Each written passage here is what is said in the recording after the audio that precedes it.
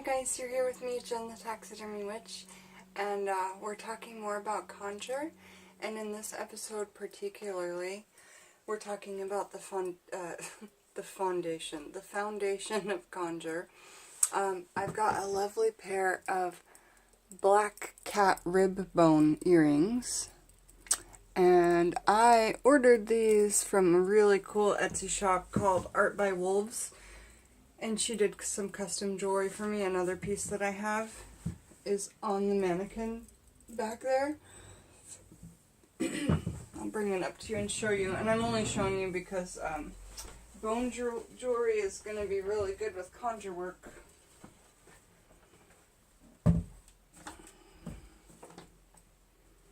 These are coyote ribs on a moonstone. And she did that as a custom order as well. And the back is like that. You can adjust it to whatever height. Art by Wolves on Etsy.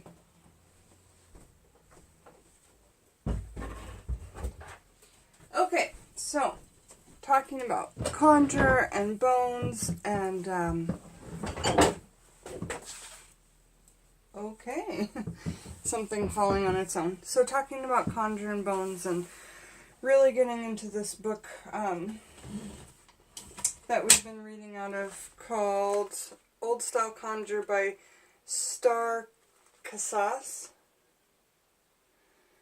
And I had a customer the other day at work that was reading on this like book stand thing, and it was so cool, and I told her like I could so use that. I have a YouTube channel where I read, and she brought me one in, and I thought that was so sweet. So the customers are the good part of work.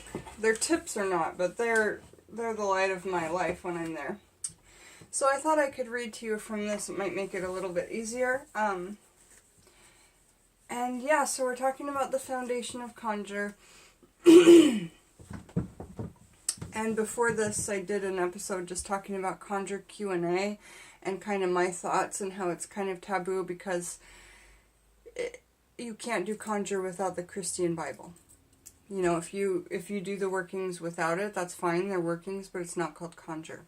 So, foundation of Conjure. Despite all the information out there on conjure, no one, to my knowledge, has ever written about its foundation. You see plenty of works or spells, as outsiders call the work, but there's no mention of the foundation of this work.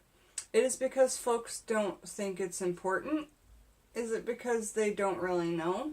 Or is there something else?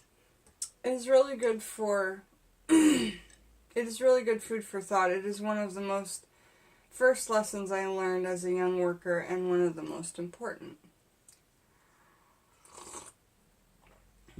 Drinking cuppa because I've gotten through my meditations and my divination that I've done this morning. I did moon sand scrying with mugwort. It was fun. I found in today's conjure world that it isn't enough for folks to know how the work. They want to own the knowledge. They seem to want to claim it when it isn't theirs to claim. This work is borrowed because it belongs to someone else. Are you wondering what I'm talking about? Like my elder, Mr. Robert, used to say, let me break it down for you. Are you thinking that the foundation work of conjure is the ingredients that go into the work? If so, you're wrong. The foundation of this work is the ancestors who brought it over on the slave ships. Conjure didn't exist over here until slaves were transported here. That's one of the reasons conjure is part of the South. The ships dock at the South is in the south of North America. The ships docked in the South, and all the southern states were slave states.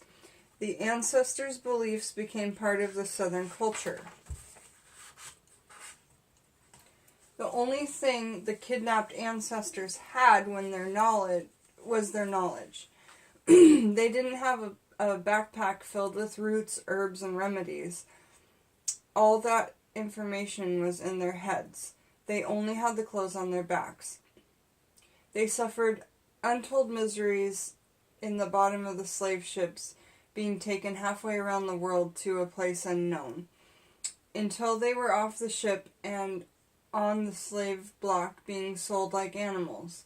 But they still had their knowledge and their pride. Can you imagine how much willpower it would take to stand docile while you were in chains, having folks poke and prod you? Or how about never being able to lift your head in pride or be able to look a white person in the face? Insanity. This work, Conjure, comes out of their misery and suffering. Now, none of us will know what it feels like to be a slave, I hope. People get snuck and stolen for human trafficking, and I hope that happens never to anyone ever again, but never to anyone I know in particular.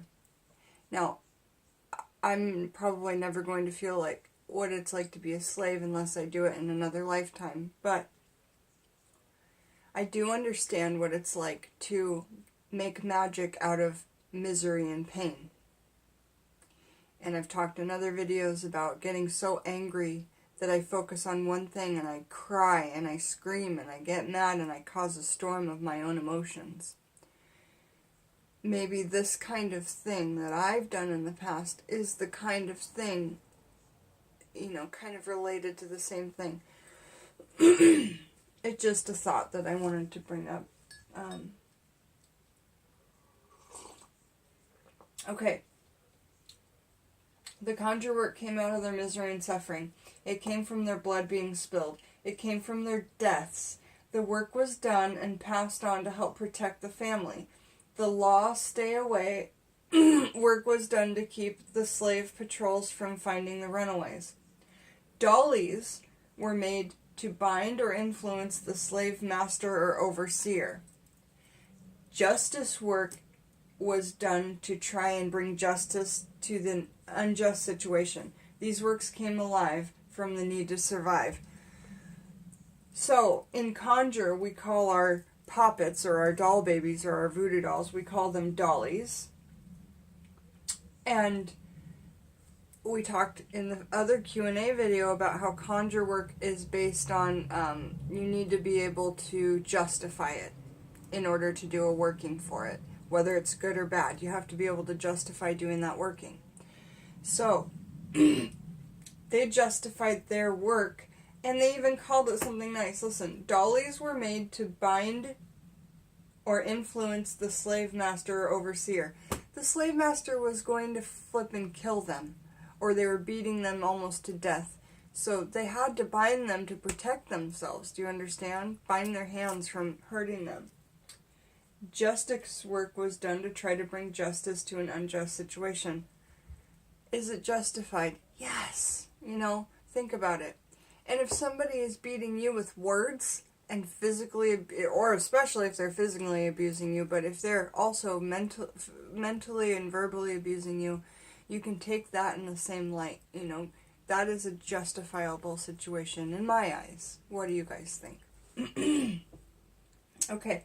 The blood, suffering, and deaths of the ancestors ensure that this work belongs to them. They should be honored and remembered for their great gift, and that's a big deal, you guys. If you can't find a way to honor the people that were the slaves in the United States of America, and you're at all racist right now in this lifetime, then you should not practice Conjure, okay? It's completely about respect to the ancestors, and it's not your grandma and grandpa, it's the ancestors of slavery who created Conjure, okay? They were truly the foundation of Conjure, and we must all remember without them there would be no Conjure, Hoodoo, or Rootwork, or whatever you wish to call this work. Honoring the ancestors of this work will empower your work. I know this topic makes folks uncomfortable, but it must be discussed in order to give the ancestors their due, which is so sorely lacking. Some folks might not like what I'm saying, but that is not my problem, it's theirs. And every time I talk about Christianity or Christian Bible, it brings me to tears because I feel like I have to say that, yeah. The ancestors of this work deserve to be honored and uplifted for all that they gave. With more folks getting DNA testing done and finding out family histories, questions can arise. Here are some questions that I have been asked over the years by some of my students. Do you have to be African descent to practice Conjure?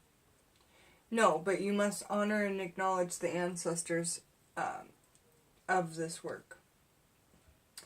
I did an ancestry search, and I found out generations back my folks or my family members were slavers and slave owners. Can I still be a conjure worker? Yes. What better way to right a wrong than uplift and honor the ancestors of this work? What a beautiful thing to say, because a lot of people think that what's tied into our direct DNA is directly a part of us. And it is, on a scientific level. But it's really nice that this woman said, yeah, help bring this honor back, Some people like to block out cultures because it's easy, and that's not easy, you guys. It makes the world a meaner place, and it makes the world just not nice. Let's make it a nicer place. Let's love each other and invite each other into each other's worlds and cultures and whatnot. My family is racist. Do I have the right to conjure work? I respect and respect and honor go hand in hand. We are not responsible for what our parents or any other people do. We are only responsible for our own actions. If something within you is calling you to this work, then I would say as long as you uplift the ancestors for the work and honor them, then there is no reason why you can't. And again, the parents, that's harsh. My parents, when I was small, in the early 80s, and they threw around some words, and it was like, looking back on it, it was like, whoa, but those were just different times, I guess. But at the same time, it's like, nobody should say that, Those things are just, racial, and I'm experiencing that now at work, racial, prejudices are so, they hurt really bad. What do you mean when you say honor and uplift the ancestors of Conjure? We are all guests in this work. It doesn't belong to any of us. When I say honor, I mean to maintain a small space for these ancestors, a place where you can offer a cool drink or say a prayer for them. By doing this, you are not only showing them respect, but you are feeding their spirits and uplifting them. I have been asked 3 or 4 questions many times by new students. The important thing is to understand that we don't have the right to just take this work without giving the ancestors their due. Set up a small altar and dedicate it to the ancestors of Conjure. And these are the people that brought it from Africa over to the United States and made it from what their craft was into Conjure. Those are the ancestors of Conjure. I have a large altar in my home, and the whole family burns lights on it when the time need arises. But I am the only keeper of the altar. See photo below. And that's just a photo with a Jewish star, or a Hanukkah star. What is that called? Star of David. And a bunch of pretties and decorations and stuff. A lot of candles. There are many layers to my ancestor altar. We'll talk more about these in the next chapter, and I'll probably end up reading that chapter to you guys as well. Let me know in the comments if you're enjoying learning about Conjure and just the start and basics and learning all this stuff about it, because I have these 2 new books that I'm really excited to get into. I'm not reading out of this one today, but I am excited about it. Okay, so... Oh, there's something really awesome coming up. Bibliomancy. There are many layers to my altar. We'll talk about more in the next chapter. My bloodkin and the ancestors of Conjure share the same altar. So do you hear that? Now, I don't know what this person's heritage is. I don't know if they're African American, if they're Caucasian or otherwise. But yeah, so that's what she says. To set up the altar, you'll need a small area. The ideal place is facing east where the sun rises, but you can really place the altar in wherever you have space. You need a handkerchief to put down on top of the altar space, and then place a cool glass of water, a candle, and a Bible on the altar. Okay? A Conjure altar needs to have a Bible. These are the minimals that you need to have for it. Of course, you could make Conjure your own just like anything else, but remember the Bible has to be a part of it for it to be Conjure. And a lot of these things have, like, it's written right in here, you know, what Psalms you can use, or, oh my gosh, there's a part in Bones where it talked about, it shows you where scrying is in the Bible. There's witchcraft all over the Bible, and on my channel, we'll be talking about that. Okay, so back to this. Jen, focus. Place a cool glass of water, a candle, and the Bible at the altar, and the handkerchief. You can offer the ancestors' prayers daily or once a week. It's up to you. I do general altar work every Monday, but you can decide how you want to tend your altar. Some folks have a hard time with praying, or they just don't know how to pray, and that's not an issue. If you are one of those folks, and I hear that from a lot of people on both prayer and meditation, okay? If you are one of those folks, don't worry or stress out about it. The solution is simple. When you are at your altar, just pick up the Bible, open it up, pray the first passage your eyes fall on. This is called bibliomancy. Bibliomancy. I do this a lot of times. It's when you open it to a passage and just put your finger there and start reading. Now, keep listening. It is also a good way to do divination.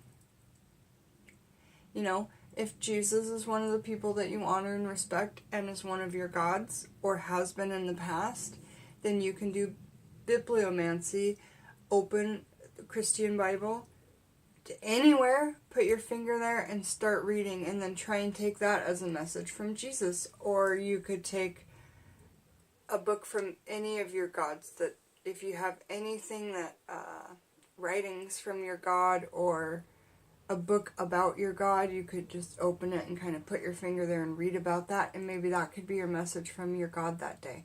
So you could take bibliomancy and apply it to your own thing if Conjure's not going to be something that you stick with. Do you see what I'm saying? Okay, here, oh, they're blah. I'll touch more on bibliomancy later in the book. On what page? Tell me. The point is that you don't have to know how to pray or anything else in order to honor these ancestors. There may come a time when you want to offer the ancestors more than a candle or prayers. It is important to give them offerings that they like, so you need to know a little bit about the food that they ate. They were given scraps from the hogs that were butchered, chicken, and parts of the cow the master didn't want. Somehow they made these foods taste delicious. Some things that didn't make good offerings, some things that make good offerings, are cornbread, greens, fried chicken, boiled peanuts, grits, or smoke such as cigarettes, cigar, or incense. And it doesn't say a cigarette, it says smoke of a cigarette. So if you smoke cigarettes, that would be a good way to offer to them. You could leave a little tobacco on their altar, or a cigar, and then also, what was the other thing? Incense. So, incense, smoke. Yeah, or you could, if you wanted to get it to smoke and it was tobacco, you could just either take the tobacco out of a cigarette or grow your own tobacco and use that for incense, or just get loose leaf tobacco and put that on your incense burner, okay? Like your coal disc. You can burn it as a loose incense for the ancestors, okay? I have a set of plates that belong to my mama that I used to place my offerings on, but you can use whatever you have. I have a Last Supper plate that I got from like an estate sale, and it's really cool. It's like gold lined and it has the Last Supper on it and it's cream. I'm going to use that for my ancestor offer plate, and I'm really excited. And I have like a big Last Supper candle that I'll be using to honor. Let me show you.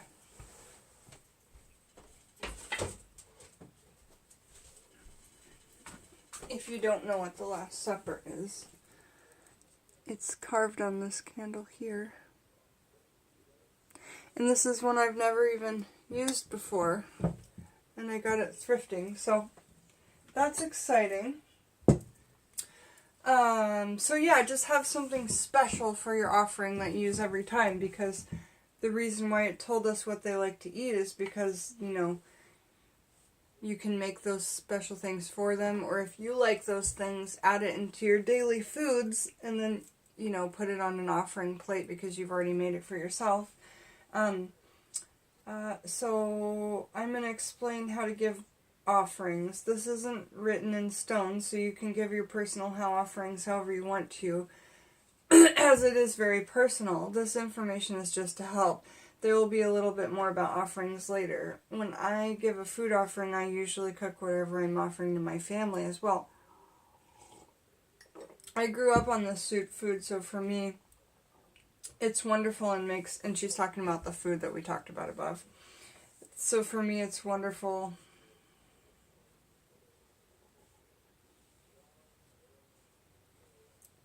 And makes a good home-cooked meal. I serve the ancestors first, meaning I fix a plate for them. I arrange the food on the plate so the center of the plate is empty for the candle. So you would kind of make it in a donut shape around the edge of the plate and leave the candle in the middle. I place there when the offering, in the middle. First I say my prayers, then I make a space on my altar for the plate. And then I either use my feet, a prayer stick, or clap my hands to call them, the ancestors. I stomp my foot 3 times, or I clap 3 times, or I tap my prayer stick on the floor 3 times. The number 3 is very powerful in Conjure as well. See if the book goes. You will see as this book goes on. Hold the plate out slightly over the altar, and with each tap, call on the ancestors. Set the plate on the altar and place the candle in the center of the plate. Speak with the ancestors and tell them you are giving them an offering, then light your candle. Say some prayers for them, or just read a passage out of the Bible for them. And we talked about you can choose that using bibliomancy by just opening it up and starting to read anywhere. Some prayers for them, or just read a passage. You don't have to do a bunch of hocus pocus, just be yourself and let them see that your heart is true. Really important. You can leave the offering on the altar for 24 hours or for 3 days. If the candle has burned out by that time, I remove the offering. I would take it out 24 hours. You don't want food to be there for 3 days. That's especially meat. I take the candle off the plate and I place it on the altar so that they can still have their light. I think that's really cool. Then I remove the plate. Now that you have removed the offering from the altar, what in the world would you do with the remains? Really important, you guys. What you do with the remains of your magical workings, your offerings, all of that. Never throw it in the trash. Never, never, never, never, never. It's so, so, so disrespectful. I dispose of my offerings in a couple different ways. It really depends on the offering and why it is given. We will cover this in more detail in the offering section of the book. What we have discussed here in general offering is that you and the ancestors can build a bond. In this case, place the remains of the offering in a brown paper bag. What will you do with this? You can either place the offering at the foot of an oak tree, take it to a park, bring it to a crossroads, gently empty the contents of the bag onto the ground, then throw the bag away. There is no right or wrong way to give an offering. The most important thing is that it is done with honor and respect. Once you build a strong relationship with the ancestors of Conjure, you will see a big difference in how your work turns out. If you want to have a strong foundation in this work, then this relationship with the ancestors is the first step to becoming a great conjurer. Really great and amazing stuff, you guys. Thank you for sitting here and reading this lovely book with me. We're getting through it. It's so interesting. I cannot put it down. And it is Old Style Conjure, Hoodoo, Rootwork, and Folk Magic by Star Cassis. Have a beautiful day, you guys. Thank you for joining me, Jen the Taxidermy Witch. See you back.